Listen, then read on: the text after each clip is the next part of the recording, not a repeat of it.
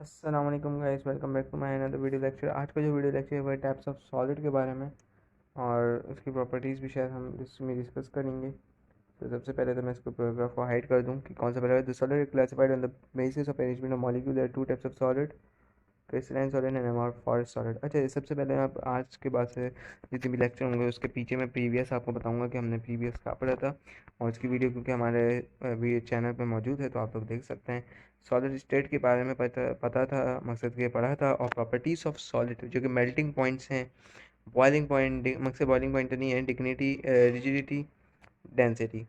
और अब पढ़ रहे हैं टाइप्स ऑफ सॉलिड। सॉलिड क्या है कि क्रिस्टलाइन सॉलिड होते हैं और अमॉर्फस सॉलिड होते हैं। क्रिस्टलाइन सॉलिड जिसके थ्री डायमेंशनल सब शेप्ड होता है, ठीक है। अब क्रिस्टलाइन सॉलिड हमारे पास कौन से होते हैं, लाइक दिस पे, ठीक है। ये कौन से हैं जिसको थ्री डायमेंशनल शेप है। इसकी भी मैं एक वैसे थ्री डी डायमेंशनल शेप की ग्रेविटी एनाटमी की तरफ क्या कहते हैं, इंस्टाग्राम चैनल है एक, तो उसके ऊपर मैं डालूँ, मकसद उधर से मैं पिक करके वो वीडियो डालूँगा। आप उसको ज़रूर देखिएगा शॉर्ट में, और मकसद है कल परसों तक डल जाएगी वो वीडियो। और बाकी क्रिस्टलाइन सॉलिड क्या होता है कि इसके अंदर मॉलिक्यूल्स बिल्कुल टाइटली पैक्ड होते हैं। ये एक दूसरे को पार्टिकुलर एंगल्स के ऊपर शो कर रहे होते हैं। फॉर एग्जांपल अगर ट्रायंगल लेना है आप, ये ट्रायंगल तो ऐसे नहीं बना, चलिए ये ट्रायंगल ले लें, तो ये थ्री डायमेंशनल सब्जेक्ट्स है, थ्री डायमेंशनल स्ट्रक्चर, ठीक है। थ्री डायमेंशनल स्ट्रक्चर है ये। आप यही समझ लो कि ये थ्री डायमेंशनल स्ट्रक्चर किस हिसाब से, ये इधर से, ये ये यहाँ पे मॉलिक्यूल्स टाइटली पैक, यहाँ मॉलिक्यूल्स टाइटली पैक, यहाँ मॉलिक्यूल्स टाइटली पैक, ठीक है। अब इसके ऊपर उन्होंने की एग्जांपल दी, जैसे diamond, it's a very best example, diamond is a common example, sodium chloride भी है, ठीक है। अब एमोर्फोस सॉलिड क्या है, सॉलिड जो कि अरेंज ही नहीं होते ज्योमेट्रिकल शेप में, जो सॉलिड अरेंज नहीं होते ज्योमेट्रिकल शेप में। अब ज्योमेट्रिकल शेप में अरेंज नहीं होते तो कौन सी अरेंज होती है भाई, मकसद के वो इरेगुलर शेप्स होते हैं, इरेगुलर शेप्स होते हैं। For example like rubber band, rubber band irregular shape, गिलास, इस गिलास को हम तोड़ के दूसरा गिलास ऐसा या दूसरा स्ट्रक्चर का बना सकते हैं। सो दैट इज एमोर्फोस, जिसकी थ्री डायमेंशनल स्ट्रक्चर ना हो।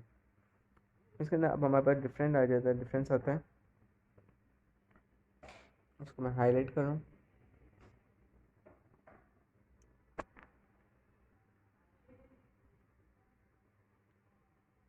तो यहाँ पर आप देख सकते हो एमोर्फोस सॉलिड का कोई ज्योमेट्रिकल शेप नहीं होता, सबसे पहला पॉइंट। दूसरा पॉइंट, ज्योमेट्रिकल शेप, क्रिस्टलाइन का पहला पॉइंट कि भाई ज्योमेट्रिकल शेप होता है।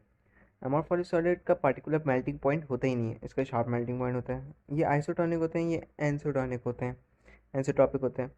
आइसोट्रॉपिक और एंसोट्रॉपिक, ये भी आप एलोट्रॉपी पढ़ोगे ना, ये एलोट्रॉपी, ये तो इसमें तुम्हें आपको समझ आएगा कि आइसोटोनिक और एंसोटोनिक क्या है। एमोर्फोस अनसिस्टमेटिकल होते हैं, ये सिस्टमेटिकल होते हैं, सिमेट्रिकल होते हैं, ठीक है। मतलब थ्री डायमेंशनल होते हैं, वो थ्री डायमेंशनल नहीं होते।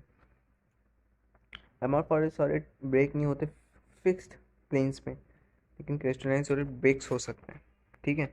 आप या तो एक काम करो, एक मैग्नेट लो, लाइक मैग्नेट, उस मैग्नेट के ऊपर क्या कहते हैं, ये समझ लो दोनों, ये आपने कुछ बॉल्स या कुछ मेटल्स चिपका दिए, उस मेटल को आप अलग अलग करने की कोशिश करो, वरना उसकी भी आप वीडियो देख सकते हो, मैं चैनल मकसद की ऐसे जुड़े हुए होते हैं वो, इसको आप अलग करते हो, ये मैग्नेटिक तौर पे जुड़े हुए होते हैं, ठीक है। आप एलोट्रॉपी पता पढ़ लेते हैं क्या है। Allotropy, the existence of element is more than crystalline form, that is called allotropy, and this form is called allotropic forms. देखो बात आ गई एंसोट्रॉपिक, मकसद के ज़्यादा टॉपिक, आइसोट्रॉपिक जो कि बराबर टॉपिक, मकसद के मॉडरेट टॉपिक। आइसो एनसीओ का मतलब समझ लें, आइसो मॉडरेट, समझ लें, बैलेंस, एनसीओ ज़्यादा, ठीक है।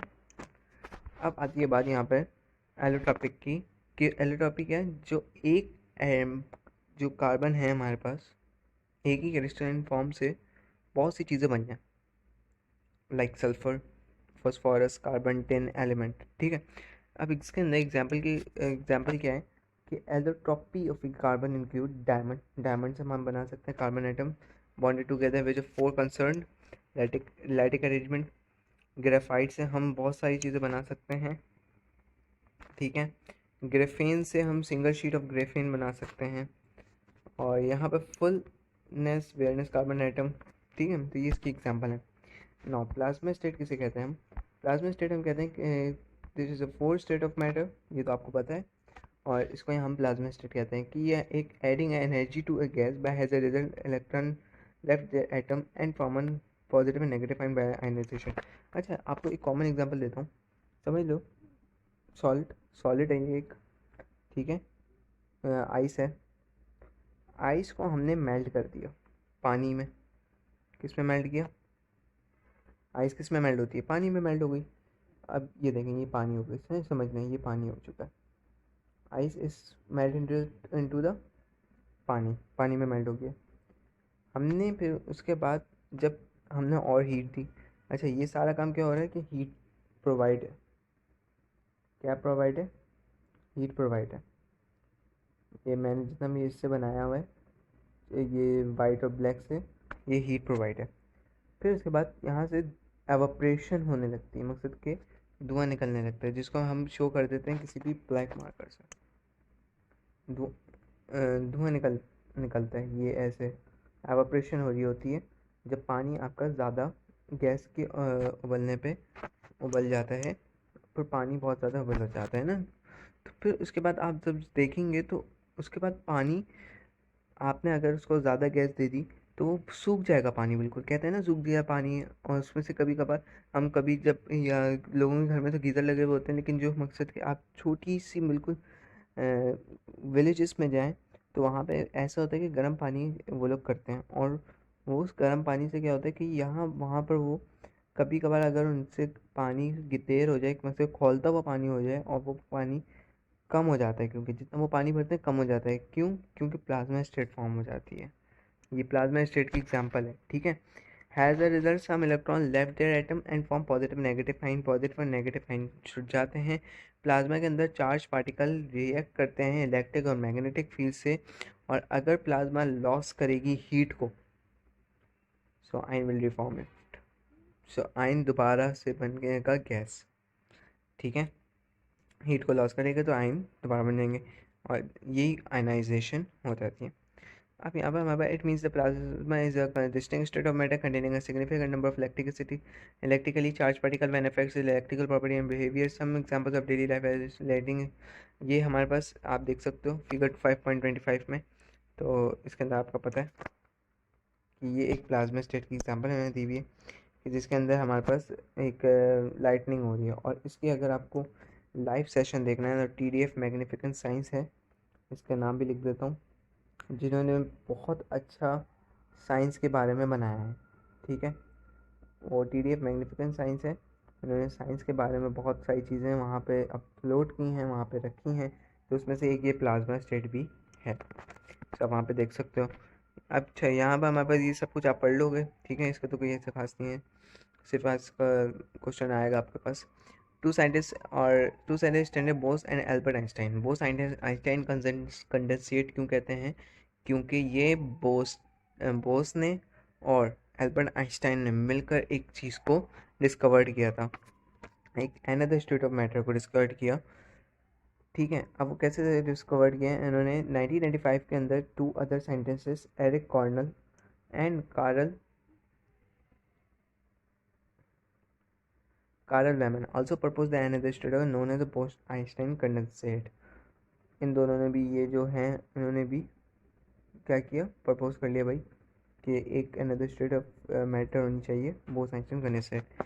तो फिर उसके बाद ये प्लाज्मा निकली, वो प्लाज्मा हम बनाएंगे। फिर एटम ने उसके अंदर टोटली अपोजिट था, ये super unexcited and super cold atom था, ठीक है। फिर उसके बाद थर्ड पैराग्राफ में देख लें, let explain the condensation first. Condensation happen when several gases molecules come together and form a solid liquid. It also happens because of loss of heat. Gases are rarely excited or energetic, and when they lose an energy, they slow down, and being together, they can gather into one drop. एक drop में हो जाए। Absolute zero आपको पता है, ये temperature पे all the atomic activity stop theoretically. फिर आप जब देखो, अब देखो यहाँ पे मैंने वही एग्जांपल फिट की थी जब भी मैंने प्लाज्मा की बात की थी, कि जब बॉयल को वाटर बॉयल करते हो, सो वेपर फॉर्म में स्टीम कंडेंसेट हो जाता है पॉट के अंदर। Vapor cool become liquid again, you would have a condensate. The BEC happens at a lower temperature. When we get a temperature near absolute zero, all the molecular motions stops due to the depletion of energy. And atom being to कलम, atom दोबारा से कलम में आना शुरू हो जाता है, एंड इस कलमनिंग को हम बोस्ट आइंस्टाइन कंडेंसिएट का रिजल्ट देते हैं. इस कॉमन के अंदर ये था, in common we can not be see the state is observable nature. हमने इसको ऑब्जर्व नहीं किया because it is difficult to reach at a very low pressure under the normal lab conditions. ये नॉर्मल लैब कंडीशंस की वजह से. अब देखो ये है, मैंने तो आप लोगों को असल में बताई थी एग्जाम्पल की तरीका पूरा, कि आप किसी भी सॉलिड को लिक्विड में बनाओ, फिर गैस बनाओ, फिर वो प्लाज्मा स्टेट में हो जाती है. प्लाज्मा स्टेट में हो जाती है, ठीक है. अब वो देखो प्लाज्मा स्टेट आयनाइजेशन भी हो रही है, डी आयनाइजेशन भी हो रही है, कंडेंसेशन एवापोरेशन भी हो रही है, सबमिलेशन भी हो रही है. जहाँ पर गैस सॉलिड में चेंज हो जाता है that is known as sublimation. क्या कहते हैं, जहाँ गैस सॉलिड में चेंज हो गया वो क्या कहलाती है, सब्लिमेशन. ओ सॉरी, सॉलिड गैस में चेंज हो जाता है क्योंकि होता है कभी हुआ. और जब गैस सॉलिड में चेंज हो जाता है तो डिपोजिशन. और ये आते हैं हमारे पास एमसीक्यूज़ में, ठीक है.